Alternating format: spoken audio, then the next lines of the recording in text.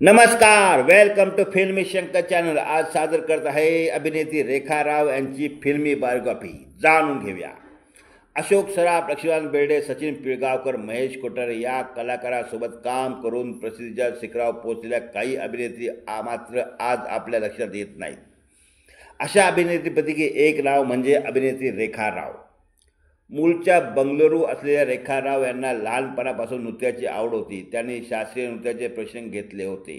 राज कपूर यासारख्या दिग्गज कलाकारांच्या उपस्थितीत त्यांनी नृत्य देखील सादर केले होते। कन्नड चित्रपटातून आपल्या फिल्मी करिअरची सुरुवात करून नंतर त्यांनी मराठी चित्रपटातून प्रसिद्धी मिळवली।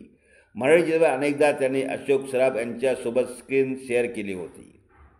अभिनेत्री रेखा राव यांनी मराठी चित्रपटातून प्रेक्षकांच्या मनात घर केले होते। प्रेम करूया, खुल्लम खुल्ला, आमच्यासारखेच आम्ही, शुभमंगल, सावधान, धरलं तर चावतंय अशा अनेक चित्रपटात त्यांनी मुख्य भूमिका साकारल्या होत्या। वर्षा उसगावकर, अलका कुबर, किशोरी शाने यांच्यासारख्या अभिनेत्या तोंडीस तोंड त्यांची गणना होत असे।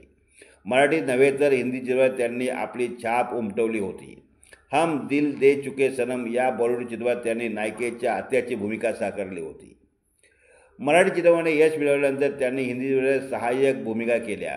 तहजीब, हम दे चुके सनम यासारख्या चित्रपटानंतर त्यांनी कन्नड मालिकांमध्ये एंट्री केली होती।